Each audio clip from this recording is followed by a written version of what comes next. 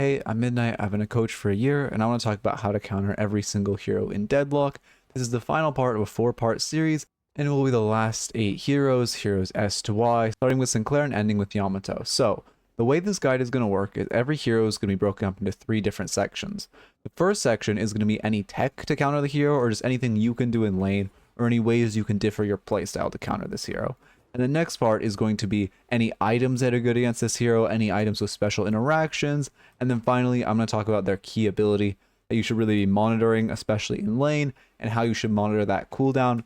And I recommend using the fact that waves come every 30 seconds. So for example, Abram's charge has a 37-second cooldown, so whenever it uses charge, I just think of it as, okay, until this point in the next wave, he's down that, very key ability, and he's very punishable. Also, one more thing is that since this is the final part, I made this kind of like, I don't know, quote-unquote cheat sheet of just like what items counter what different characters, so you can just kind of give it a quick glance and quickly pick up the information. I'll have this Google sheet like linked in the description. I highly recommend watching these videos because I go very into depth of like how they counter each thing, but this is the spark notes of it. I'm trying to keep these guides short, but there's a lot of information to distill, so here's what we're going to try to do to cut back on the runtime. First off, I'm not going to mention rebuttal. This item counters characters really well that like to melee, but it's also more of a player counter. If the player you're against really likes to melee, you should be buying this. Gives you a buff when you parry someone and reduces your parry cooldown.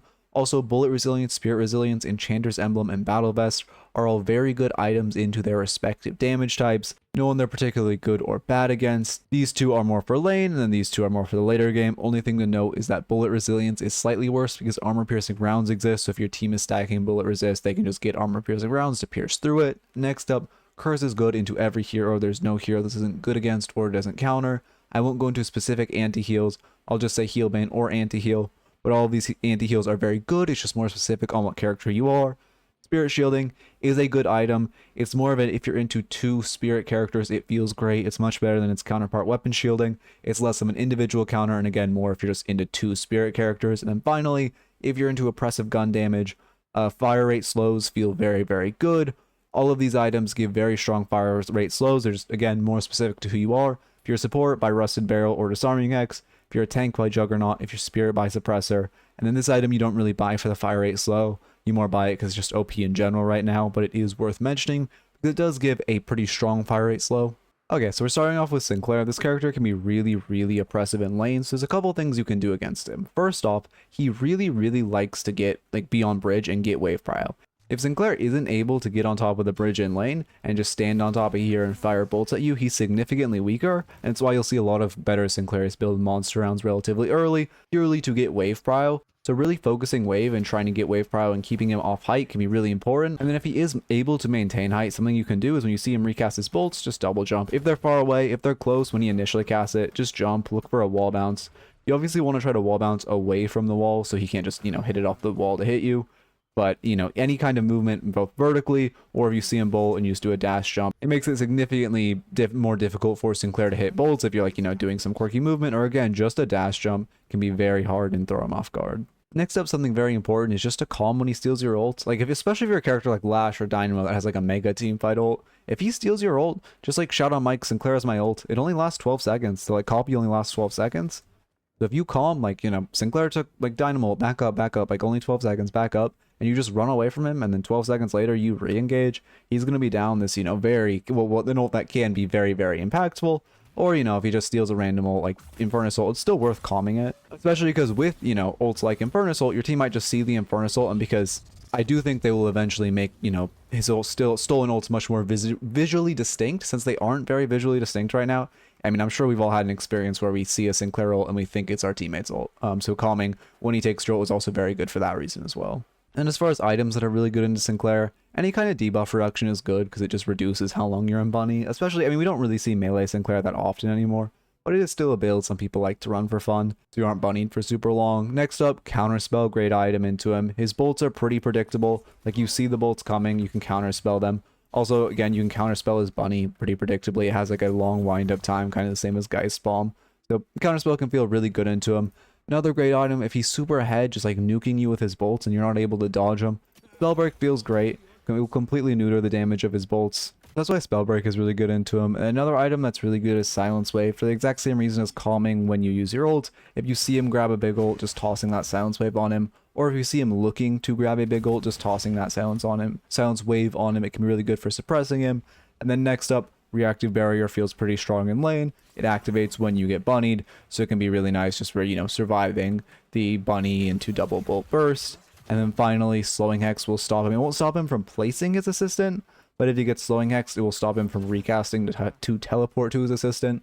So if he's doing something where he's like placing an assistant behind and then going up and ratting your walker, it can be really useful just to toss a Slowing Hex on him and then just kill him. You can also use Silence Wave to the same effect, but Slowing Hex is more targeted.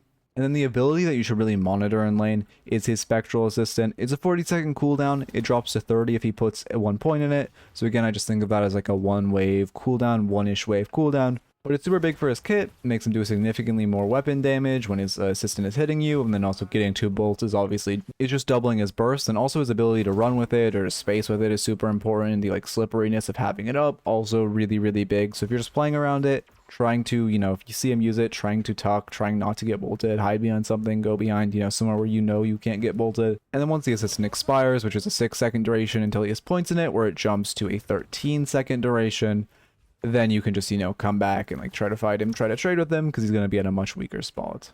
Okay, next up we have Victor. Good tech for countering Victor in lane is just to monitor your stamina. Victor isn't too scary in lane. I mean, he's basically down in ability because until he has spirit resistance. But just managing your stamina and not letting him get on you and just gun you down is really big. I mean, as long as you have like a couple stamina in the back pocket, you're fine. If you have a decent movement, you can use wall bounces to get away from him. Again, you're in a good spot.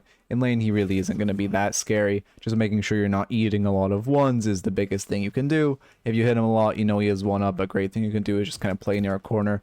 Like try to pretend to wide swing, then tuck to try to like bait it out. It's easier to dodge than you think. And then post lane, biggest things are just, you know, always, again, these little eye icons at the top represent if someone has ult. So always watch if he has ult. And if you're going in on him, always know if he has ult. And then in general, it's the same as Abrams, just don't focus him. What Victor wants to do is have all of you focus him, and he wants to eat all of your cooldowns so he can, like, you know, his carries can just do all the damage while he just face tanks. And then as far as items that are really good into Victor, Warp Stone or just any kind of movement in general feels very good into him. I mean, in the later game, the biggest way you counter Victor is just by not standing near him and not being in his radius.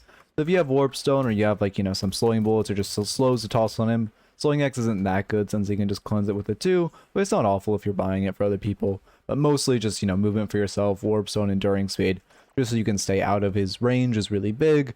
Capacitor also turns off his 3, which might not sound that crazy, but because his 3 does like ramping up DPS, being able to turn it on and off with something like Capacitor or Curse can be really, really useful and just make him go back to his 15 DPS over 75, although obviously his numbers will be inflated in the late game. Anti-heal also feels really good into him. As far as more specific anti-heals, Healbane and Toxic Bullets are probably the best anti-heals into him because they're very, very easy to reapply. If you Spirit Burn him, normally he's just going to cleanse it with his 2, but, you know, Healbane you can continuously apply. Toxic Bullets you can very easily reapply, which is just another reason which M1 heroes and gun heroes are such a hard counter to him. Restorative Locket, also in the same bucket as Warpstone. Just keeping that stamina in your back pocket is good for moving around and getting away from him. And then finally, Silence Wave. If you Silence Wave him when he's at like 30% HP, it can be really big because if he's sitting on his, like, you know, a couple of his 2s and you just silence him and kill him so he can't, you know, be spamming them, it's going to shut him down a lot. And then finally, Victor kind of has a couple abilities to like play around in lane. I would monitor his 2. It's a 22-second cooldown. You know, he probably will get extra charge at some point in lane. But if you're trying to jump him and he has 2 of his 2s with a couple points in it, he has like 200, 400 HP in his back pocket. So he can be very slippery with it. So just paying attention to that and knowing when he uses his 2s to heal, or just knowing when he has his 2s up, especially the movement speed as well, can really help him escape. It can be super useful to just monitor that. And then finally, again, like I mentioned previously, it's kind of playing around his pain battery. You don't really have to monitor it because it's like a damage-based cooldown and not really a time-based cooldown. But if you're bursting him for a lot and you kind of get the idea, oh, he probably has battery up, or, you know, you can kind of see when he has battery because he'll start playing more aggressively looking for it. Just playing safe, not giving it to him. Any damage you inflict to him then while he already has it fully charged is even more important. Okay, next up we have Vindicta. There honestly isn't that much tech to counter Vindicta. The biggest thing I have to say is just to reset while you're low. So many times I see people overstaying into a Vindicta lane and they just get sniped. And it's just, you're just feeding her free souls off her snipe. You're just feeding her a death. If you're low, just reset. Yes, you might miss a wave, but you're gonna miss a wave if you die either way. And realistically, if you're like sitting on 1 HP, it's the same as Talon. You're just gonna put a bullet in your head. As far as good items in Vindicta, one of the best items is debuff remover because it cleanses her stake. She really revolves around her stake. And, you know, her damage is if she stakes in the open and then flies, it's when she does a ton of damage, crow and everything. So if you just debuff, remove it, and back off, it can be really big. And then in the late game, it also will allow her not to, like, set you up to get mosh pitted by the team if she has, like, Alk Fire or something. Healing Right, also a fantastic item into her in lane, just because you're keeping yourself healthy. Biggest thing you can do into this character is just keep yourself healthy. Don't let yourself fall, like, low into the execute threshold. Just don't let yourself fall low. Buy healing items, buy Healing Right. Next up, Spellbreak is really good into her. It blocks her snipe. Again, it just reduces her snipe damage by 75%, which is really huge. If you're buying this into her, if she's hitting a lot of snipes on you, or it's like a cheeky Vindicta who knows all the weird lineups, this will save your life so many times if you could just tank a snipe. Because it's very hard for a snipe to actually execute you when it has its damage reduced by 75%. Next up, Knockdown. I mean, she's a flyer. What more do I need to say? Takes her out of the air. The way knockdown works, I also didn't mention this in my previous one, but if you don't know, the longer the target falls for, the longer they're stunned for. So if you're knocking her down out of the air and she doesn't, like, you know, cancel dash and go to the ground, she's just going to be stunned for forever. And then finally, Reactive is good into her as well. It procs when she stakes, so, you know, it just feels pretty nice. And as far as this character's ability to monitor in lane, honestly, it's kind of hard, because this character's kit is comically inflated. The fact that Flight is her worst ability is kind of ridiculous. You can choose to monitor Crow or Stake. It's 6% bullet resist and spirit resist shred plus the bleed. I mean, the bleed does a ton of damage, but then the res shreds don't sound like a lot, but they really are. So monitoring Crow is super important because it's just a huge amount of poke that she can just throw at you. And also while you're crowed, you're just going to take more damage, which is super big. But then also her stake, obviously if she stakes you in the open, it's going to be huge for her and she's going to do a lot. So 40-second cooldown, 30-second cooldown, just try to monitor them both if you can. This character just kind of has a very inflated kit, and we are lucky she's not good on this patch. Next up, we have Viscous. Tech for countering him. First off, it's kind of the same as Sinclair. If you get wave shove and you deny him getting on bridge, it's much harder for him to hit Skinner combos and hit his splatter, which can feel so oppressive. If he doesn't have height, it's much more difficult for him to hit splatter. Another thing is that when he ults you, you can just double jump to dodge it. Good Viscous is, well, normally you get like one free double jump or wall jump, and then a good Viscous will start like trying to play a mind game, like predict you jumping by double jumping himself when he comes at you. But if it's a bad Viscous, you can just keep jumping the ult, but just getting height against the ult, it gives you so much survivability, and then even if you do it once and you're opening that mind game where the Viscous now is starting to jump for you, you can just instead slide under him or just, you know, duck, roll to the side, because if he's double jumping, he's, you know, losing a lot of movement control, and it gives you a lot more survivability. And then finally, just parrying his punch can be pretty big. If you parry before Puddle Punch hits, you're just going to completely block the damage. Can be really good for survivability. If you're newer to this game, I mean, this is a hard thing to train yourself to do. If you're going to train, you kind of have to do it with a friend. If you're newer to the game, this is going to take a while to actually pick up. But then you can do it to read Viscouses. Good Viscouses will do Skinner combos, but the majority of Viscouses don't actually know how to do that. So a lot of Viscouses will lead with their splatter and then hit you with a Puddle Punch. So if you see them splatter, you can just drop a parry trying to read the Puddle Punch. It's kind of like a bandage solution of, you know, learning how to actually parry Viscous Puddle Punches, but it takes some work to learn how to parry him. As far as items to counter Viscous, honestly, it's a little hard. Spirit Shielding is good against him. I said I wouldn't mention it in particular, but Viscous doesn't have that many direct counter items. Capacitor, especially with the new low main build, well, new is relative. It's been about a month old at this point. But Capacitor is good into him, because if you didn't know, if he cubes someone, you can just cleanse it with Capacitor. Like, if his cube is saving a lot of people and you just use Capacitor, it completely removes the cube. It's a great counter if he's, you know, playing a support Viscous or just hitting some insane cubes.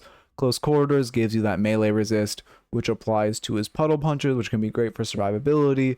And then with the Rebuttal, if you parry his Puddle Punches, it'll actually do damage to him for whatever reason. So if you're good at parrying them, or if you just want to get practice parrying them, Rebuttal is good.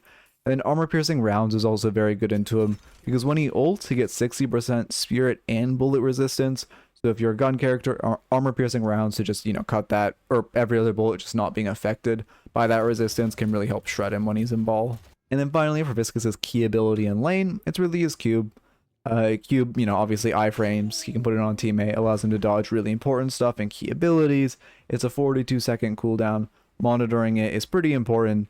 Again, it just, you know, he can use it very well for survivability, and when he doesn't have it, he's much more easy to all in. Okay, as far as tech for countering Vyper, the biggest thing you can do is just using verticality. Obviously, when she slides, she can't really go up stuff, so just playing around the bridge on lane, jumping up, and then, you know, getting her to slide down, just going back up, so she has to keep wasting her stamina, can be really good, and monitoring her stamina can also be super important, because if she's out of stamina and she can't, you know, be abusing her slides, she's in a much more vulnerable position, but especially if you see her start to slide at you, so you just get on top of something, that can be pretty important. As far as items that are really good into Vyper, Slowing X feels really good into her because, again, when you use slower, it reduces dash distance, which makes it so she just can't slide as far. It can really, anything to reduce her mobility feels really good. Knockdown for the same lines, if you can stun her and just, you know, focus her or chains easier, you can really shut her down. Anything to just stop her from moving is really, really important.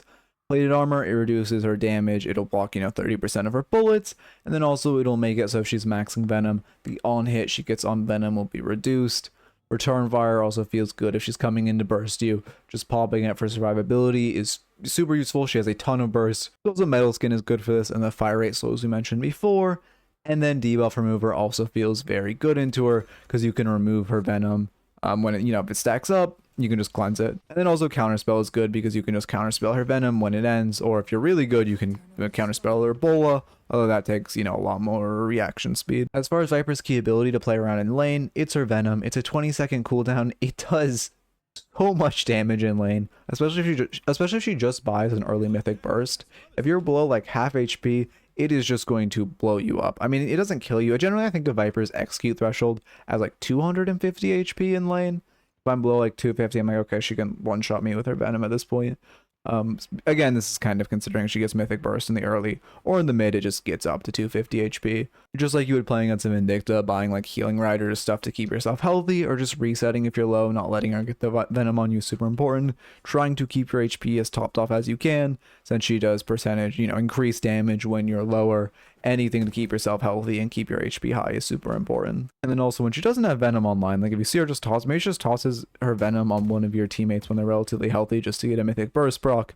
If you go in on her and take like an all-in trade, she doesn't have that like 20% HP execute, which can be really big. Okay, next up we have Warden. This is the character that I think a lot of people have wanted to know how to counter. I've seen a lot of comments, people saying they were excited for this counter, so I'll try to go into a lot of depth with Warden.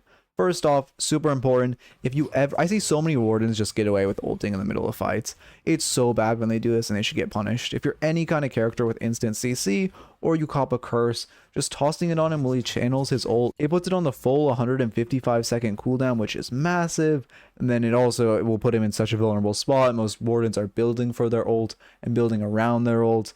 Better Wardens will Majestic Leap in and then ult in, but I've seen so many Wardens just ulting next to like a Viscous with ult, ulting next to a Holiday with ult.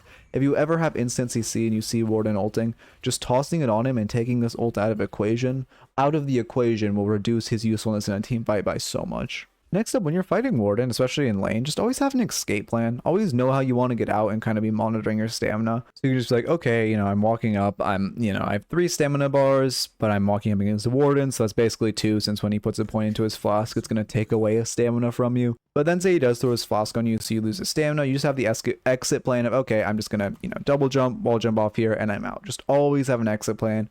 You're walking up here, you have a couple stamina to work with, maybe you're hugging this wall, you know he's here, he cages, again, just wall bounce, get over here, get out as quickly as possible, trying to keep your stamina topped off against him, like, always assuming you have 1 less stamina than you do when you're against him, and just always knowing how you're going to get out and how you're going to escape when he places the cage on you. And then also going into that stamina, you know, getting extra stamina in lane can feel really good into him. An item I really like in lane and Warden is Restorative Locket, and I don't even really use it for the healing. I just have it so I have an extra 2 stamina in my back pocket whenever I need it. 2 stamina is very significant, and just having those, so if he, you know, cages, tries to go in on you, maybe you hear him pop ult, you can just press your Resto Locket, have more 2 stamina to like jump dash away. It's super, super important for surviving, or if you make a mistake, you get caught out, no stamina in the cage, Restorative Locket, you're out of the cage, easy as that. Mentioned Curse before, great for shutting down his ult. Debuff Remover, if he puts his cage on you and you pop Debuff Remover, it removes the cage. If he's doing a cage build, that can be super useful. Counterspell, very good against him for a couple of reasons. First off, if you use it while he's ulting, it just give you a guaranteed counterspell, which again, those couple ult ticks you survive and the health, the like 1 extra, maybe 2 seconds it buys you, can be super, super important. You can also counterspell his cage when it lands, another important thing. And then enduring speed can also feel good. You don't see cage wardens too often, but I think they populate low elo a little more because people's movement is worse. But if you buy enduring speed, so he can't, to resist his slowing hex, to resist his slowing bullets, the slow resist it gives is very, very good. Or debuff remover just to cleanse slowing hex and give debuff resist. Just a slow resist it gives can be really, really useful for getting outside of his cage. And then finally, slowing X is good into him. As much as movement away from him is really good. Also, if you see him ult on you with like Majestic Leap or whatever, just tossing slowing X on him to try to kite is also super useful. For not just you, but your teammates. And finally, his key ability to play around in lane is kind of his 2. I mean, I know people really don't like his ward. And if you're lower elo, you can measure this ward. It's a 37-second cooldown. And with a couple points in it, it drops to an 18-second cooldown. So you can monitor this if you get hit by cage a lot. But if you're kind of more comfortable with cage and not getting hit by it, finding ward and that 125 barrier is much scarier and can really catch people off guard. Just having this, I mean, not just the barrier, but also the movement speed in the back pocket can be really good for his survivability. And knowing like, hey, Warden doesn't have barrier. He's basically just minus 125 HP. Let's go for him. Can be super useful.